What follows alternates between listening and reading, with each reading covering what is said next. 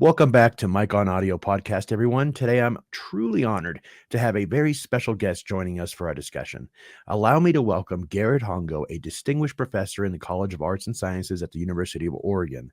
Not only is Garrett an accomplished academic, but he is also a regular contributor to Soundstage Ultra, where he shares his deep knowledge and passion for music and audio. With a unique perspective that blends his expertise in arts and culture with cutting edge audio technology, Garrett's insights are invaluable to both casual listeners and audiophiles alike.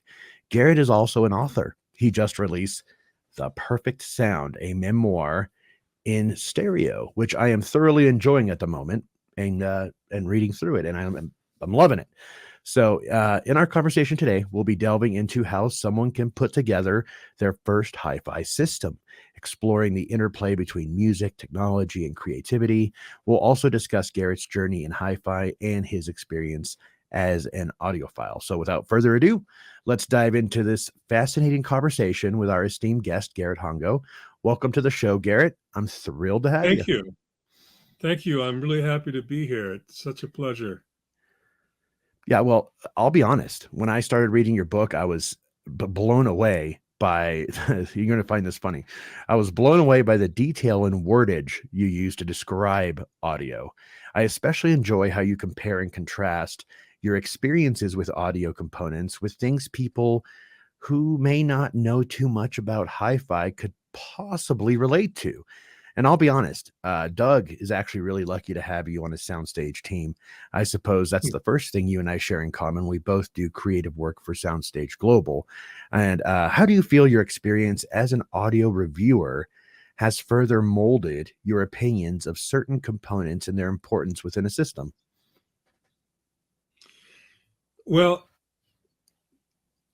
it gave me a wider acquaintanceship with the highest end of high-end gear, and also asked me to exercise a good deal of mental acuity in terms of being able to describe what I hear, but also to describe what the gear was like and how it operated. There's also the technical background, which was really fun to be able to reveal, unravel, and in some ways boil down so a reader could enjoy reading it. The technobabble that engineers and designers have is specific to their practice.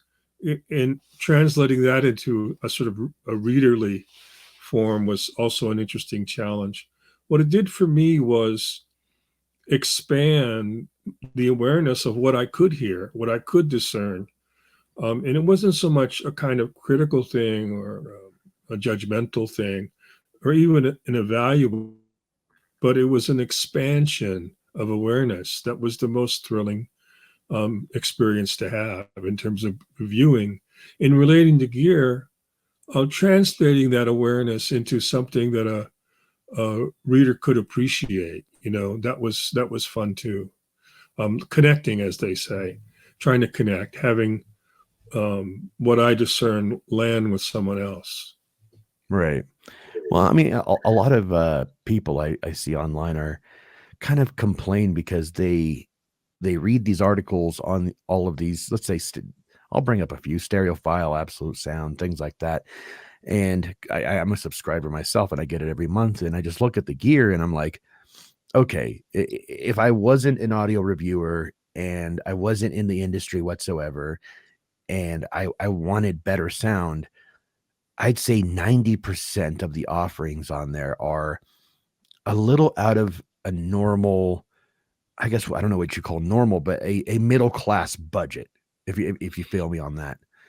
Do you feel that, publication should, I don't know, be more relatable with gear that's a bit more reasonably priced, or what do you feel about that? Well, there are levels. You can think in terms of luxury, and that's what you're talking about in terms of the things that are unreachable by middle class standards. And there's also things that a middle class person might indulge in, like someone might like a nice car like a Lexus or even a Tesla.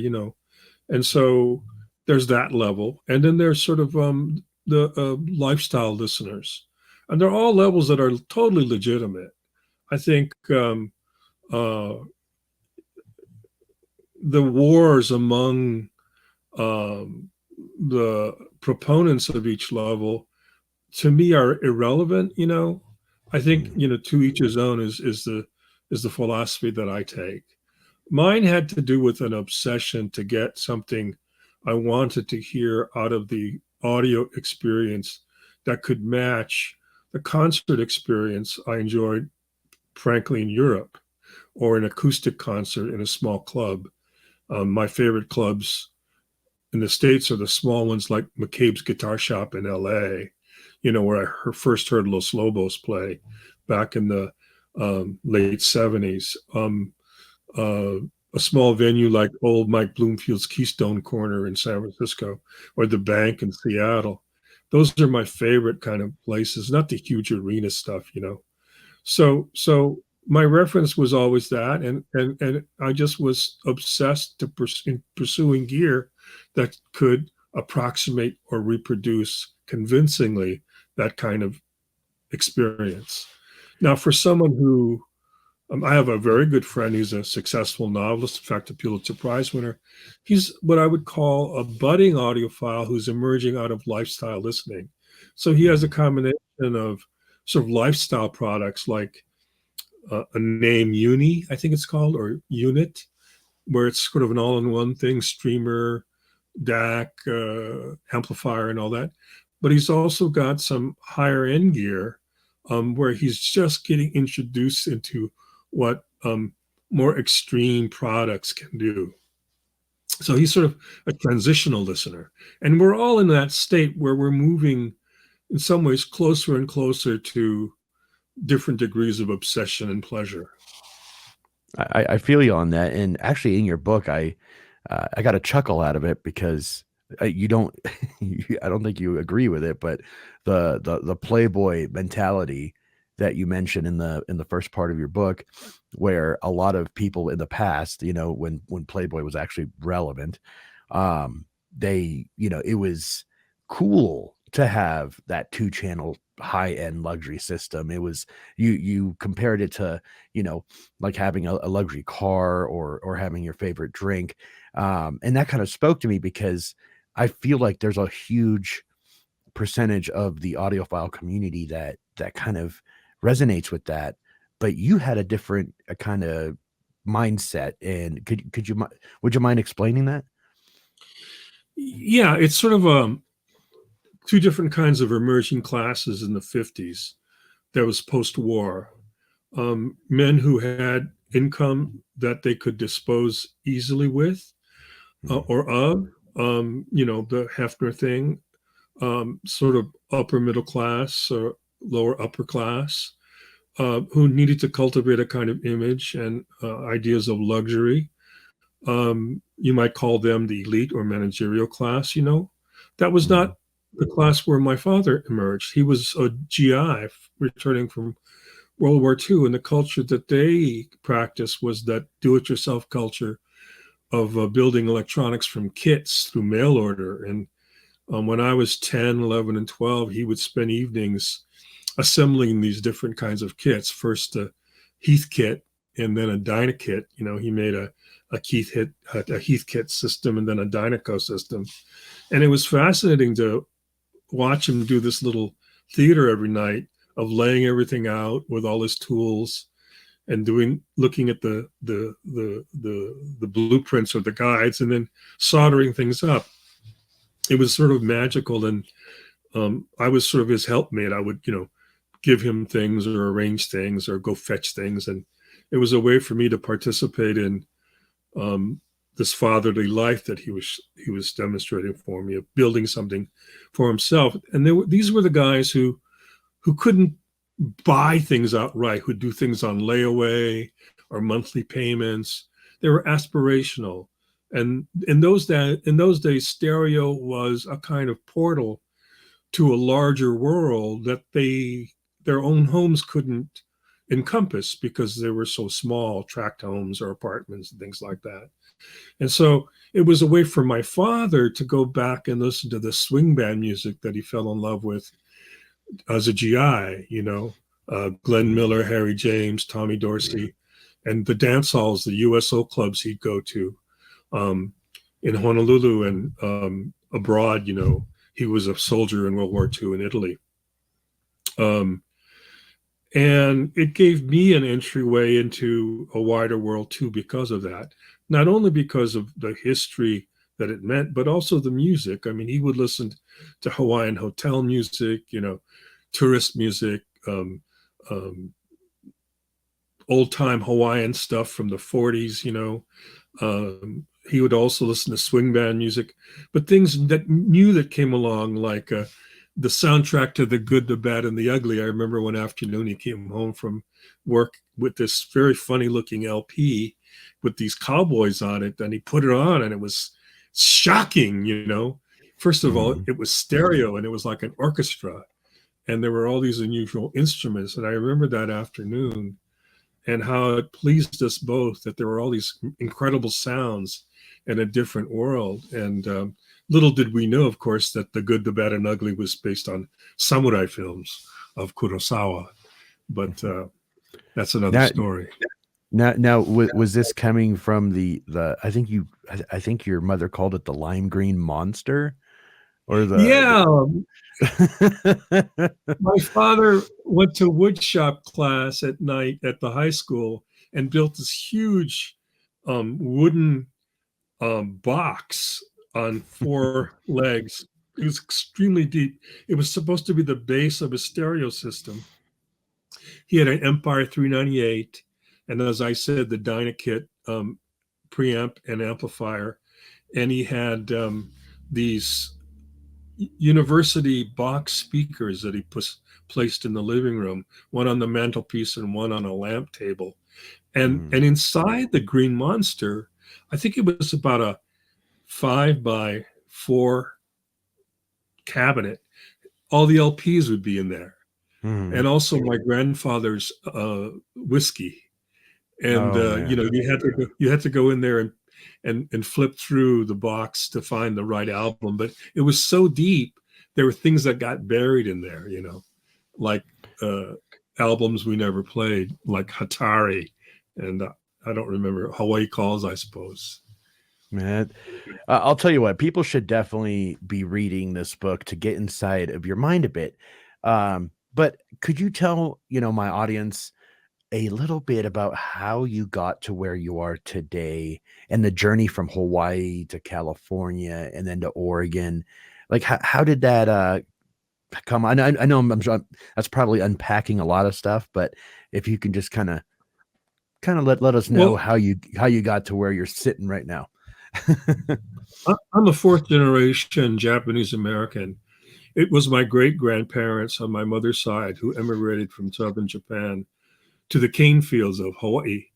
And that's pretty much the history of the first 2 generations of us in the islands. I was born on the Big Island where the volcano is, in fact, in the village of Volcano. My paternal grandfather had a general store there, the Hongo store, and my father ran it when I was born. I was actually born in the back room of the store there.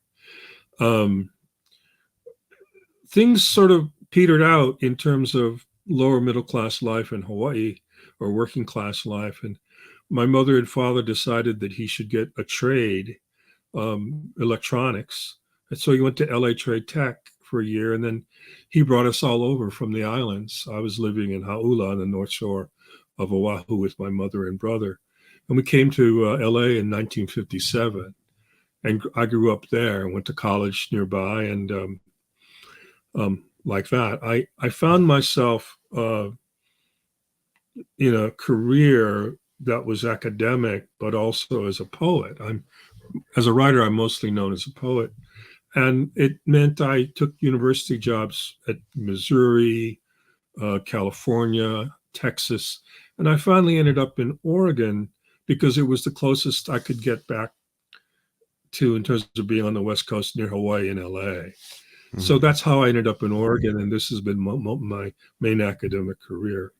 I was in love with music um, from a very young age. I wanted to be a musician, but I tested so well. My mother decided I should concentrate on math science and took me out of boys' glee and guitar lessons and all that kind of thing so I could be more academic. But it was always a hankering. In high school, I listened to, doo-wop music, sang it, and uh, in college, I bought records like everybody else. But when I tried to embark on this career, I gave it all up because I knew I couldn't afford it. It Mhm. wasn't until very recently, or fairly recently, around 2005, that it struck me again the bug of having to have stereo music because I was in Europe and on my honeymoon and we went to La Scala and I heard La Boheme, that opera about the Bohemians in the Latin Quarter of Paris in the 19th century. And the music was so transformative, and also the lyrics. I'm a poet, so I responded to that incredibly grandiose romanticism of the arias in the Puccini opera. And it just brought everything together, music and poetry and the struggling life I had as trying to make it as a young artist. I was very moved. I wanted to know more about the genre. So I came back and I decided to kind of build a stereo system to try to reproduce, of all things, opera. Well, I had no idea that might be the most difficult thing to try to do besides orchestral music. But it took me about 2.5 years until I got closer to what I wanted to hear, and I got there. Several, changes of equipment, systems, questing, pestering people, friends, dealers, um, audio reviewers, and then I built a base of acquaintanceship where I could start guiding myself to what I wanted to hear. Um, Mhm. that's the hardest thing I think for an audiophile or a beginning audiophile to understand is to what is it that you want to hear? How do you want to hear? I was divided because one of the strongest memories I had was of my father's stereo system, which was that Dynakit one, which is fairly lush. In today's vocabulary, you would say it was colored. Mhm. It may not have been the most resolving, but it was incredibly involving and lavish. To me, I liken the sound of that system to the lapping waters of a lagoon in Hawaii. It's very Mhm. alluring and attractive and gentle and involving. It's still one of my reference points. But the other pole of reference was live operatic music, which is extraordinarily resolving and dynamic and demanding, particularly of electronics. And that took me in a different direction than that romantic Eddie like sound my father created, you know. Mhm. So I had to learn my way through those two different wishes of mine, which were in some ways subconscious, and be able to discern the difference. And it took listening to a lot of equipment, um, traveling, um, trying to understand, and then finally understanding that what I wanted was somehow a combination, if possible, but with the heavier leaning towards the resolving and the dynamic and the kind of um, subtlety that vocal music demands. And so that's the system I started building. But it took me about 2 years to identify that track, as it were. I You feel have you. to be patient with yourself as an audiophile. Very little is instant, I think. It's like with any pursuit or hobby, it takes practicing. Even though it's in some ways you could call it passive practicing, it's still practicing, and you have to be patient with yourself. Well, I did notice that in your book, you're a bit of a fan of classical music and opera. You don't hide it very well. So, which I'm assuming you like other genres as well, but would you be willing to, and this is just a really strange ask, would you be willing to create like a, I don't know, a short playlist that I can post in the description of this video of your favorite classical and opera tracks so that people like me who are novice to the genre and usually just stick to soundtrack scores can enjoy some of your favorite picks, because I feel that you have a really good grasp on that genre, and I feel like I'm missing out on a lot of amazing music because I don't really have someone to say, hey, take a look at this and this and this, and then tell me what you think. And then, of course, once you put it into, the new streaming services, the AI just kind of goes crazy and recommends other things for you. But yeah, would you be willing to do that for me and kind of create a Oh, small playlist? absolutely. I could even create an integrated playlist where I have, rock and roll and jazz and blues and even Hawaiian Sure. music on it. I listen to all of it. I listen to, I on the plane back I was in Florence, Italy, last month for about 3 weeks, and it's, I don't know, 18 hours on airplanes. So one of the things I did was I listened to some of those music movies, or watched them. I saw one on Radiohead, which I'd always heard about, but I never paid any attention to. It was very fascinating, um, what those guys do in terms of combining different genres of music like trance, a club, um, you know, electronic, but also uh, grunge and all these different kinds of sounds. And I had this crazy idea. I said, what they're doing is like what Mahler did with the symphony, taking German folk lieder, weaving it into melodic structure, into its variations, and then mating all of that to a full orchestra.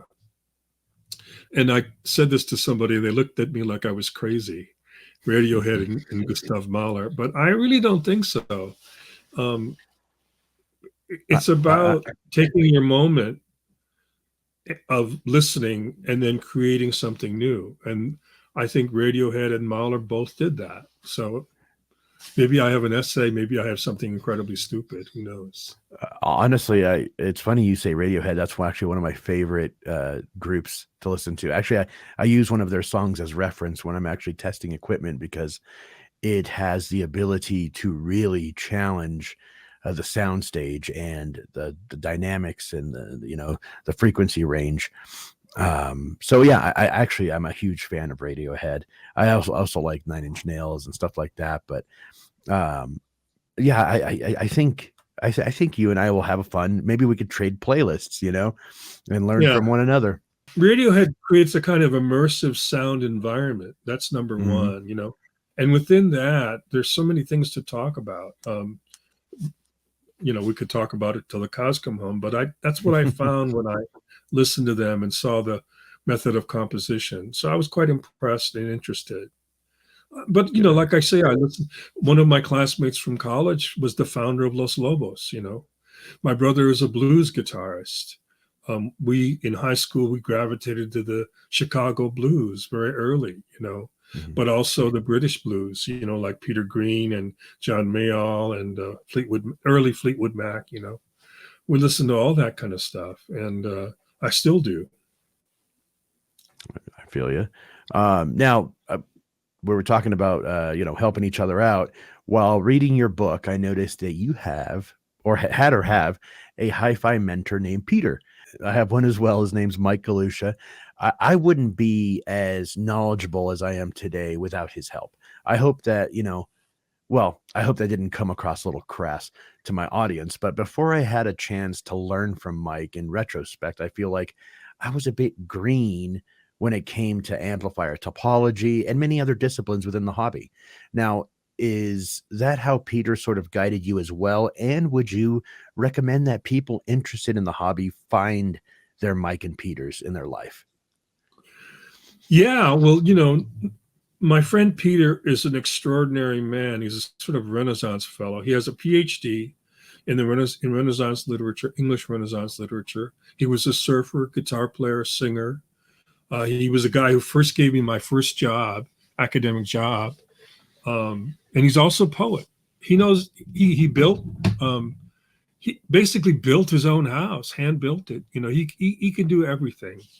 Mhm. And he was an audiophile. I house sat for him once. He lives in Laguna Canyon down in California, Laguna Beach. And he had this great stereo system, and it was very intricate. The instructions he gave me on how to operate it. And I played it, and he had all CDs, and that was really fun. And I forgot about it. When I wanted to get back into audio, I called him up and asked him all these questions. And then he sent me like a 16-page email detailing what to do, what to listen for, and how to go about it. It was sort of step by step. It was an astonishing document. And what happened was I bought his CD player, which was a Cal Audio Lab CL15, if some of you remember that. And it rocked my world. What it could do just blew me away. I'd never experienced listening like that before through an audio system, where there was a soundstage, where there was imaging, where there was layering, where there was so much great flow. And it just knocked me out. I wrote about it in the book, about the first tune I put on, which was an Ellington tune.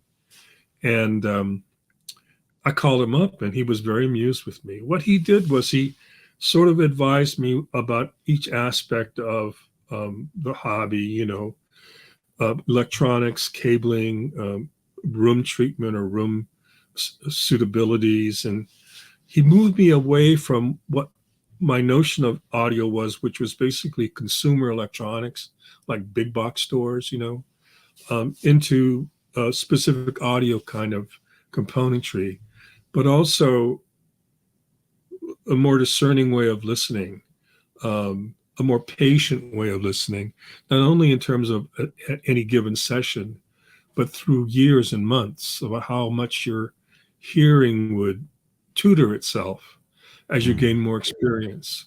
And that was what he gave me.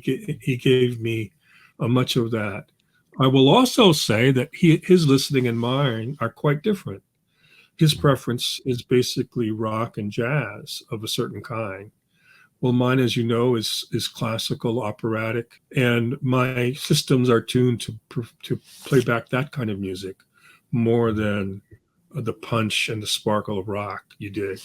So some of his advice in terms of gear wasn't quite apt for me.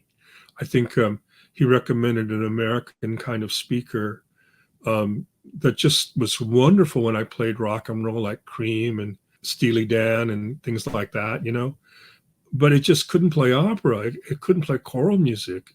It was awful. And it wasn't until I found Italian speakers by Sonus Faber, I went, oh, this is it. This is it. This is it. Violins that don't screech, that don't blur, that don't sound like flutes, that sound like violins. And I entered that world for a while. I have reviewed a few Sonus Faber of their, entry level stuff, and I was blown away. So I can only imagine how much better it gets. And that's something I hope to experience myself as well one day. But, I feel like community is a big part of any hobby, but also I feel like it's lacking in the world of hi-fi. Would you agree that the Mike and Peters of the world, the harbingers of hi-fi knowledge, should be more proactive on sharing the wealth of knowledge with the rest of the world?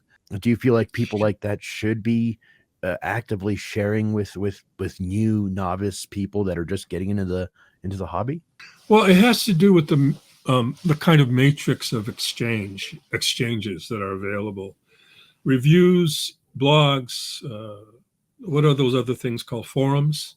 Mm-hmm. They're all gravitated towards a kind of quick hit, and it's not the way for myself that I like to listen to music. I don't listen to tracks. I listen to whole scores, a whole album. It's not a quick hit. And the advice that matters the most to me takes time to absorb, even articulate, and also then to test out. So it's a different time dimension that's needed with people who are really great mentors and advisors. It's just like any other kind of artistic practice. It's about finding the rhythm of that exchange that's beneficial to the rhythm that you're developing. And it's not suited to the instantaneous exchange. The model I have in my head, there are two. One is classical Greek, Alexander and Nestor, Alexander the Great, who was tutored by a centaur, a genius centaur, and it was a long adolescent apprenticeship, let's say. But also in the Eastern culture, particularly in Japan, the relationship between master and disciple is years long, and it's more of a friendship, more of a familial kind of relationship. It's not a capitalist exchange. It's not an instantaneous exchange.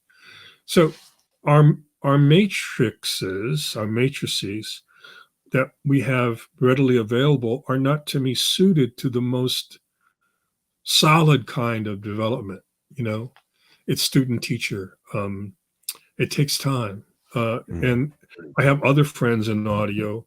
One very close friend, he's sort of my buddy up in Portland, and we exchange stuff almost every day, just talking about things, and exchange visits all the time. And I have another down in Los Angeles who's a dealer and a importer, and he's my analog guru in many ways. He has much wider acquaintanceship with things, particularly in the past, than I do. And I take lots of guidance and also joy in learning from him. But none of these things, our fora are not suited to that kind of ongoing thing that I value the most. One reason I think I wrote my book was to explain how this is a sort of lifetime experience, a journey, as you put it. And that journey is not the quick hit. And it's not simply instantaneous gratification. It's also the accumulation of awareness, knowledge, and in some ways humility as you live with something that I wanted to emphasize, and what it brings to you in terms of how it radiates to all the other aspects of your life, how music is tied to moments in your own life, how you remember those moments by the songs that were there in the air at the time or on your heavy rotation, as it were. How music then leads you to other kinds of awareness, and that's what I was trying to put across. It's not simply spend something on a hi-fi and then get off to work, after your cup of coffee, even though that's okay. I do that too. I have a little sound bar that I do that with my coffee, One thing that really stuck out at me was the fact that we were actually, and I'm totally changing the subject right now. We were only a year apart in age when our fathers passed away. I was 33 and I know you were 32. Not a day goes by I don't think about my father. And from what I've read in your book, it seemed like you really, really valued the time you spent with him, helping him with his amplifier projects, as his official sound tester. And I know you mentioned that he had poor hearing because of certain, trade jobs he did, back in his early days. And I found that very endearing and actually touched my heart, because I know I had my experiences with my father that I spent with him, and it was really special to me. And I know you mentioned it was only for, I think, 1 year that you sat there and he would ask you, how does that sound? And how does that sound? And then he'd go run and get another pair of tubes or change out a capacitor or something. And he's like, okay, how does that sound?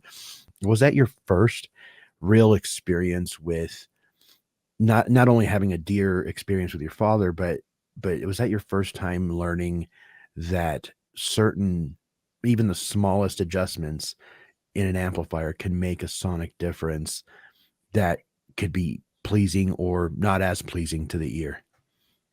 I know that's a really loaded question right there. No, it was an interesting experience because my father, as you say, was losing his hearing, and things were in some ways not as acute to him as they are to young ears. So he would ask me to inform what these different changes sounded like, and then he would sort of go the way I would explain. The other thing that was charming, I suppose, was I had to translate it all into Hawaiian Pidgin English because that's the language he understood. So we communicated that way. It's a kind of Creole, an abbreviated language. And it was a pleasure to do it and a challenge. And I was just involved with my father. It's one of those things when you're a son, you want to be with your father. And this was a way that I could, that he valued. And it was an exchange of love. And those are so important. They sort of set the better part of your nature for the rest of your life, And that's what happened to me. And it was, again, a kind of building of the education, knowledge, and awareness that small changes in electronics could make big differences in hearing or discernment or quality of sound. Of course, I didn't think of it that way then. I thought of it as, oh, what does this sound like? How can I tell my father?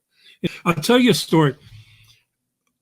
It was about my 6th or 7th month being deeply involved with trying to get my audio system to work. The first winter after I came back from La Scala in Milan, and I decided I needed to have tube equipment. I had bought solid state first, and it didn't give me what I thought I wanted to hear. It just didn't do it, It was all right, but it wasn't luscious. It wasn't lavish. It wasn't completely beautiful the way I knew arias, an opera, sounded like. It didn't unfold, it sort of hit you fast, So somehow I got this notion I'll try tubes. I'd heard, the arguments between sand and what is it, glass and sand amps, And so I decided I had to have a tube amp. And I called up Kevin Deal at Upscale Audio, who let me buy this really great Prologue amplifier, an integrated thing from China that was designed in the Netherlands, I suppose. And I just had to have it. I got it in there and it got me close. It got me really close. But what it also did was when I got it was all of a sudden, that's when I remembered those evenings with my father when I was 10, because I hadn't thought of it in all those years. It just wasn't part of my awareness. And the flood of memories about serving my father just all came back to me, all those evenings. And then the other thing that hit me was, oh, he was doing this so he could hear his music for the last time before his hearing completely disappeared. And it just hit me like a tidal wave.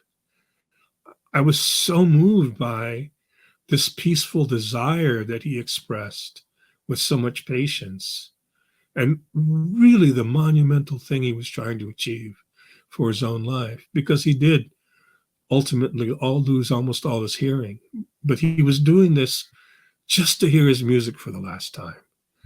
And I thought, what an honorable thing. And what an honorable thing that I was able to accompany him. And all of that is also part of my hobby, that what I'm doing is still listening for him. In my room, I have his speaker. I still have it. It's part of the end of the book. I write about it, but I also have a photograph of him at his testing station. He was an electronics technician for Lear Siegler, and I have a couple of his old audio tubes that I found in his caddy, when I cleared out my parents' garage after they both passed away. I know you mentioned in the book that you made a shrine to him when you first put together your first hi-fi system. You pulled out a few items like a transistor radio he used to use to hear the horses, the horse races while you guys were watching a baseball game. I retained a lot of stuff from your book because I found it so endearing, and I was very empathetic because of your experiences, and I saw a lot of, similarities with our lives. So for me, oh man, it really hit me hard. And just because I do have a few of my dad's belongings that I kept, because I'm not the kind that I mean, he didn't have a lot of stuff to begin with, but I wasn't trying to get everything I could. I wanted certain things that left an imprint, like his wallet. He always used the same wallet and the same wristwatch, and I wanted to keep those things. And I know you had a few mementos that you put up on your first hi-fi stereo system. That was really nice to hear.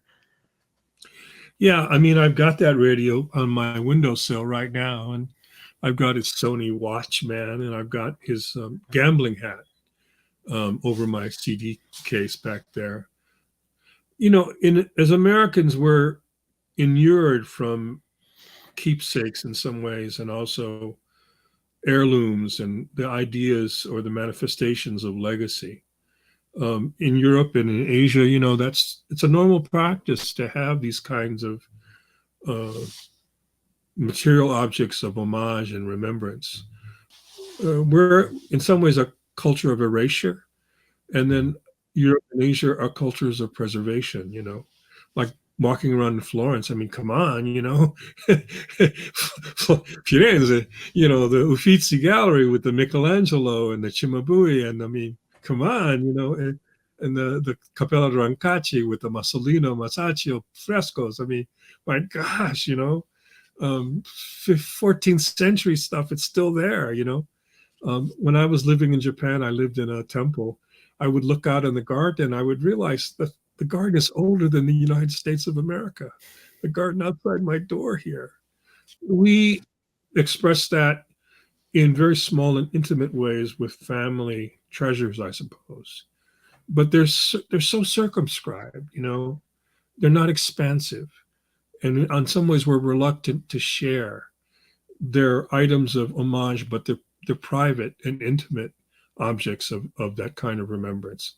We don't have that kind of larger social honorings. We don't have completely the monuments, the ceremonies that have built the human heart in the same way. That's why we could still be tutored by other cultures like Asia, Europe, and the indigenous cultures. And from what I've studied, Japanese people take their hi-fi extremely seriously, and it's unfortunate that I read that to buy like a CD or any type of physical media, it's considerably more expensive there than it is here. However, a lot of the audiophiles and folks here, including myself, like to have Japanese, pressed items like CDs and records and stuff like that. Yeah, with the little sash.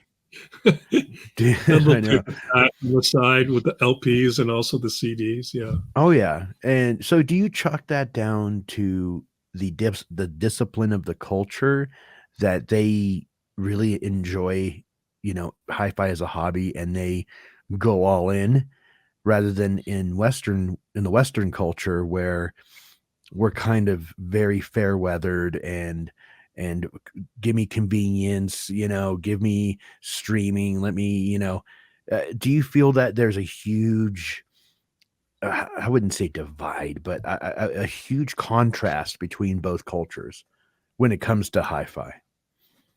Well, I would say audiophile culture in the States is one of the closest things we have to Japanese culture practice in America. The kind of maniacal obsession, devotion even. But in Japan, there's a culture of precision, acuity, patience, and economy. And the economy part is that's what's missing from us, because we're large in terms of space and people. The private spaces in Japan are very small. The apartments, the houses, the jazz kissa, the shops, the tea shops, the coffee houses, even the jazz dives they have in Japan. If you have a large one, it's looked down upon. It's not really it's not really a dive. How can it be a jazz club if it's too big? That's like, for Japanese, it doesn't make sense. It has to be this intimate experience. But also the sort of conjunction or overlap or crossing of a culture of precision, patience, and acuity with the goal of building precise and lavish sound is a wonderful conjunction. And you have that together in the artisanship of the culture, building the SET amplifiers, for example, cartridges for another, Class A amplification. All these really great things are coming together. Extraordinary tone arms, the Ikeda, which is the continuance of musical fidelity. And then the great companies we have, Esoteric and Luxman, the larger companies, Sony, even they exhibit the kind of artisanship, respect for tradition, but also the value of, I would say, listening pleasure. They've all incorporated that to different kinds of degrees in all of their production and practice. In terms of the lifestyle in Japan itself, we have these insane DIY folks as well. They kept SCT and tube amplifiers alive all those years while the United States turned away in the 60s and 70s from tube to solid state and from subjective listening to measurement testing. Japan kept alive all our old tube equipment, all the old SCT amplifiers, improved them, simplified them.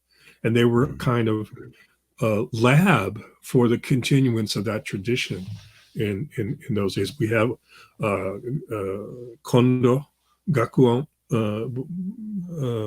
which is started as audio note, but divided with Kondo. We have we have Airtight, Luxman, Accuphase. We have all those great Zanden, Japanese companies that produce great electronics and all their audio gear. I spent time in the culture. I lived in Japan after college for a year in a very traditional environment. And one of the things I learned to do was slow down. You dig? And that was a valuable lesson. Yeah, I actually read a book about slowing things down because, and this was probably 10, 15 years ago, probably 15 years ago that I read this book. And it talked about how, I mean, and I know it's only gotten progressively worse over the years, how we live in such a fast-paced life, how the social construct of our lives right now are so fast-paced and so, gimme, I need, instead of sitting down and enjoying the moments that we have, and I feel that's a very important thing, especially with hi-fi, that, if you're really, really interested in creating your first hi-fi system, people have to understand this is not only a hobby, this is a lifestyle. This is a lifestyle that we're getting into that, will define your, inevitably your listening pleasures for years to come. Now, there's a passage in your book that kind of made me laugh, but it says that electronic synergy that will play arias from Puccini and Donizetti that can make a grown man weep. See, that's the kind of system I want. My system can make me sniffle a little bit, but I want a system that will genuinely make me weep. And people probably think I'm messing around right now, but when you hear your favorite musical piece in a way that just moves you, it's more of an emotional and just wonderful experience.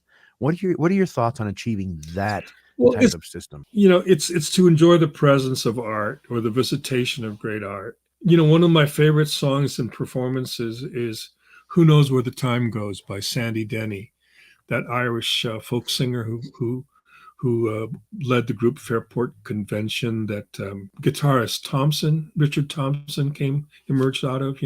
It's his guitar that accompanies Sandy Denny in this piece. And it's just gorgeous no matter what. And when you want to hear Marvin Gaye sing Mercy, Mercy, it's a moving experience. And it takes its time, It's like slow cooking movement in Europe.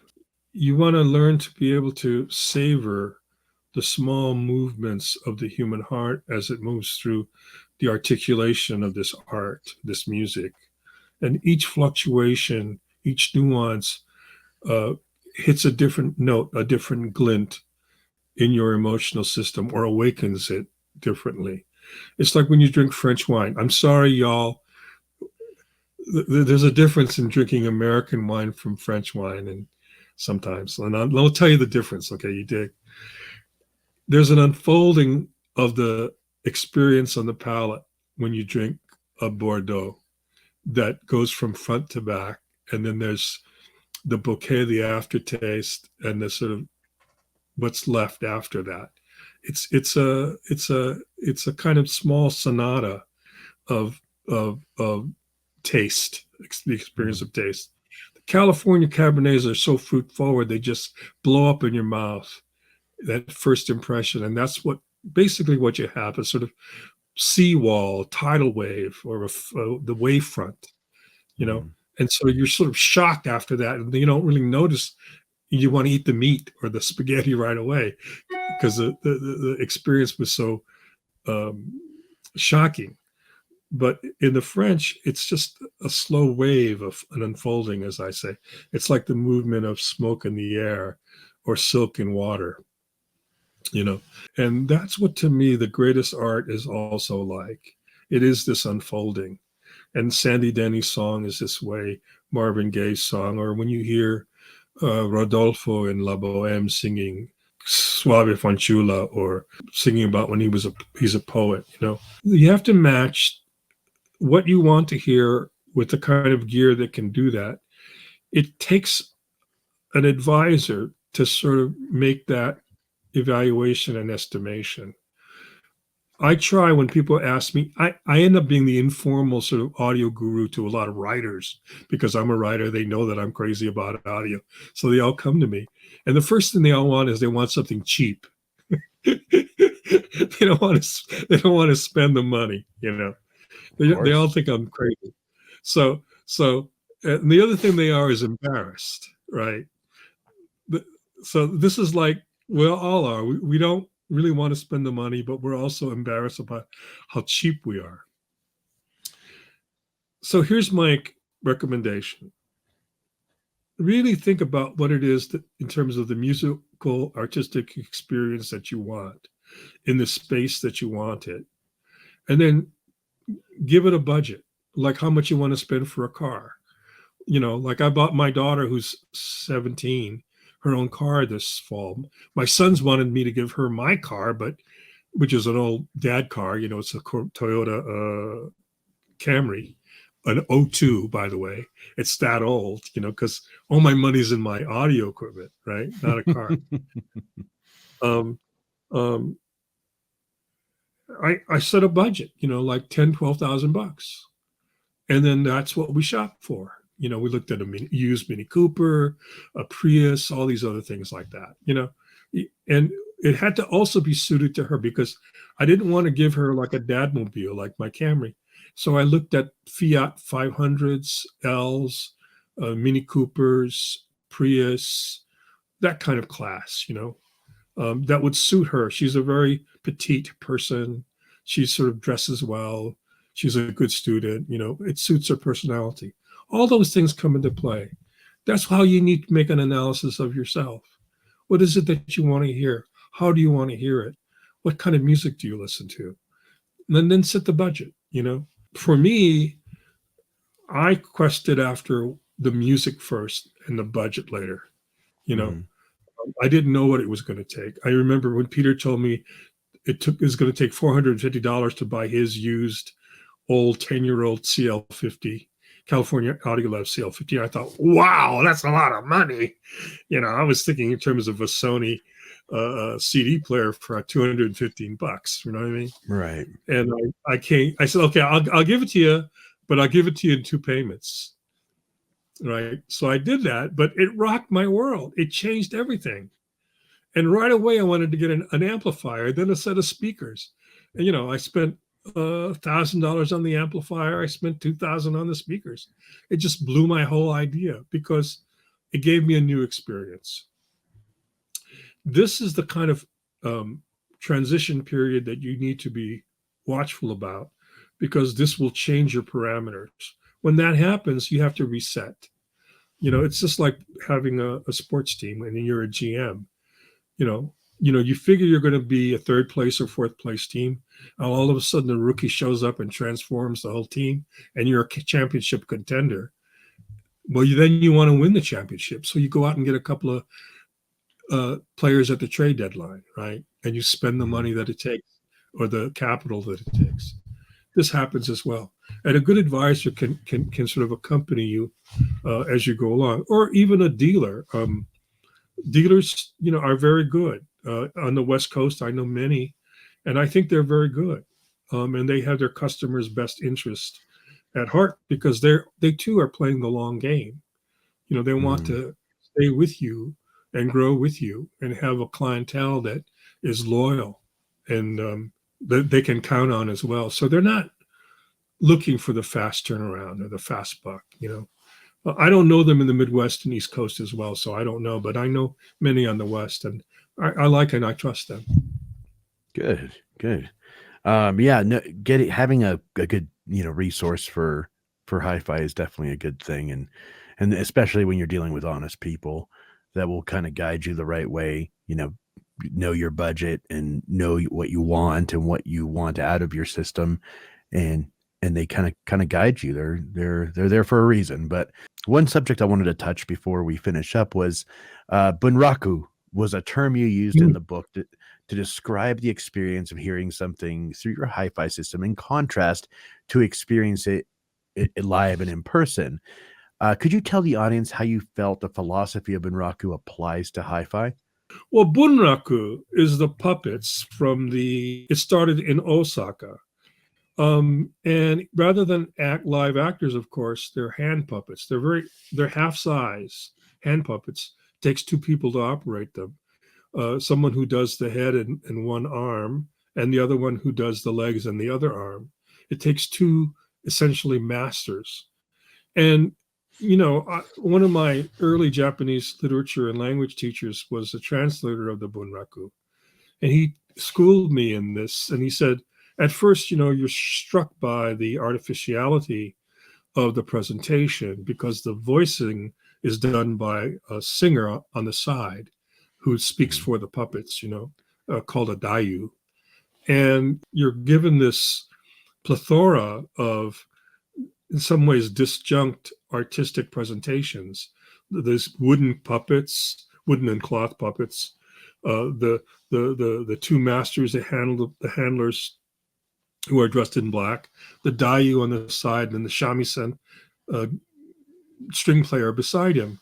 And you're asked to integrate that into an artistic experience. And it's very disconcerting at first, but once the story takes over, once you get involved with the characters, once you know the movement of the emotions and the mounting of the conflict and then its resolution, you're carried away by the presentation, the mimetic presentation of this drama. And whether they're two lovers fleeing their fate, or fleeing towards mutual suicide, or a sword fight, or a noble encounter between a baron and his vassal, you're swept up in it, and you forget about the artifice, and you enter instead into the artistic language and the artistic experience. And I think that's what's going on in stereo. It wasn't something I intended to say, but I was writing about listening to stereo music for the first time in years, and then it just struck me that it was very much like Bunraku, because you're presented with all this equipment in front of you, and all the electrical maneuverings and minutia. And yet, when you put it all together, you're given an artistic experience, an experience of pleasure, an experience that affects the heart. And that's what you live in, and when you get that, that's the system for you, if you know what I mean.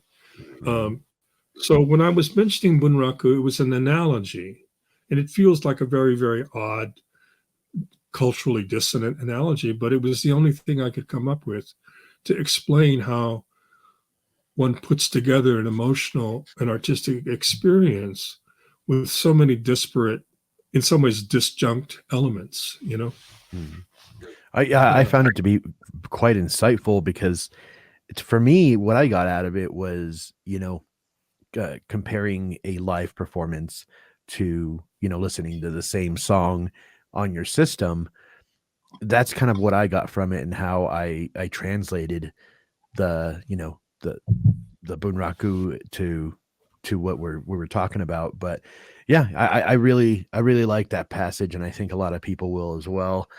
And final question. I know that we're running over time, but many audiophiles, not all audiophiles, but a lot of audiophiles stick to music of the past and don't really explore the offerings of the present. Could you share with me your specific process for new music discovery? Like how do you discover new music in today's world? Well, there are lots of ways. I have two grown sons, and they listen to different kinds of music than I do. They bring stuff. Mostly, I don't like it. You know, it's just that if my younger son likes punk, and Oh my older wow. son actually likes R&B, but he also listens to things like Cake and I can't remember the name of that fellow, Dave Matthews. You know, Mm, and he listens to that, but he also listens to a lot of old R&B.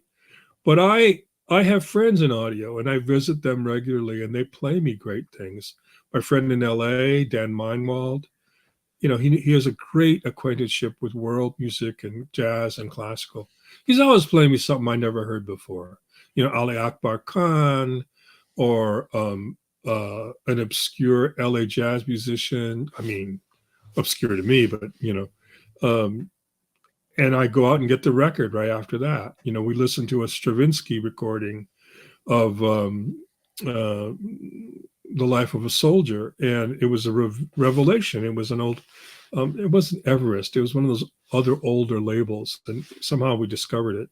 He got it in a swap meet or something. And then my friend George up in Portland, he listens to mostly jazz, but he's always coming up with stuff I'd never heard before, or R&B, and I pick things up from them.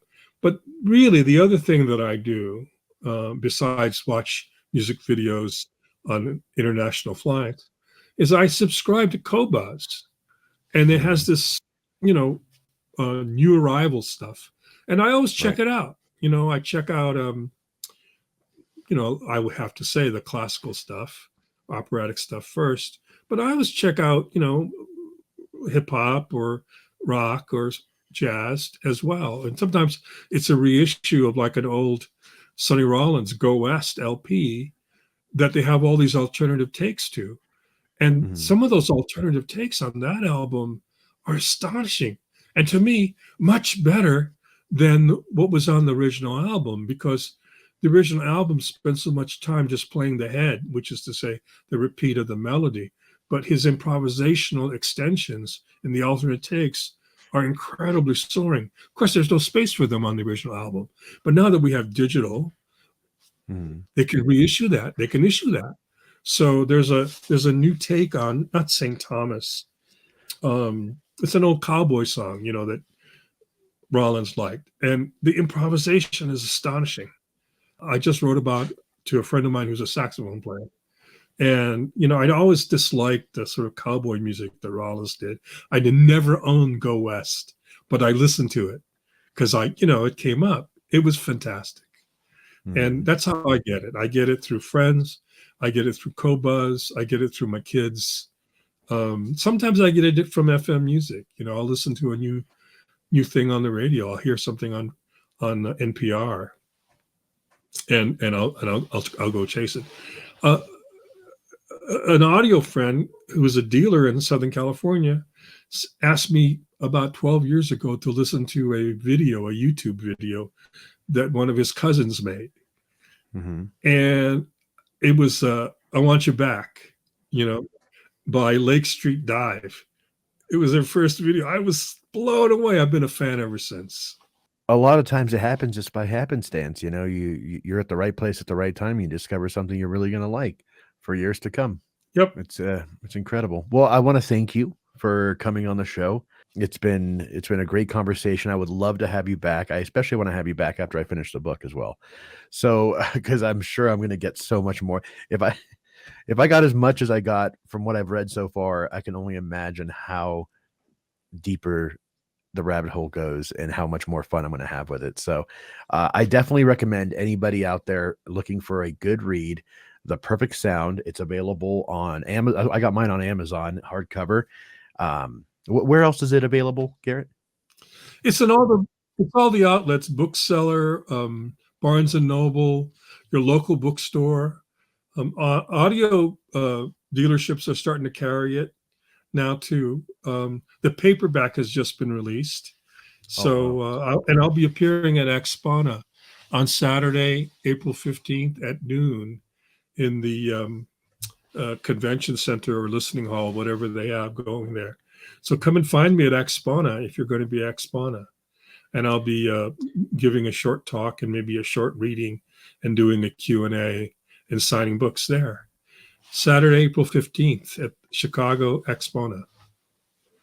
well, I'm gonna skip on Exponent this year, unfortunately, but next year I'll probably be there. So hopefully we can meet there. But perhaps I'll mail you my book so you could sign it for me. And Oh, I'd love to. My pleasure.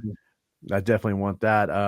So I want to thank everybody for tuning in to Mike on Audio Podcast, of course, and a huge thank you to our incredible guest Garrett Hongo for sharing his wisdom and insights with us. I've had a truly enlightening conversation, touching on the nuances of arts, culture, and the ever evolving world of audio. Now, make sure, like I said, to buy a copy of his book. All the links will be in the description below. And definitely check out his insightful contributions on Soundstage Ultra. I think that's going to be something that you guys might really enjoy because his writing style, Garrett's writing style, I know he's right here, but I'm like talking to him like he's not here. But his writing style is very, very intriguing and it kind of pulls you in. It's not dry like a lot of other audio reviewers are. It's not technical. It's not clinical. It's just very relatable and warm and fun, and I enjoy it. So, as always, if you enjoyed today's episode, please consider subscribing to my channel on YouTube and leave a like to help me reach even more people interested in audio. I would love to hear your thoughts and any suggestions for future episodes, so feel free to connect with me in the comments below or visit my links in the description where you can find me on Discord and all the socials. So thank you again, Garrett, for being on the show. It was a pleasure, and I hope to have you on again soon. Hey, thanks, Mike. It was great for me. I enjoyed our conversation, and being on a podcast is sort of a new experience for me. Well, get used to it because you're this is going to take you far, my friend. This is good. This is gold right here for anybody that's interested in a good book. So, yeah, let's Appreciate that. let's stay in touch, and we'll see where things go.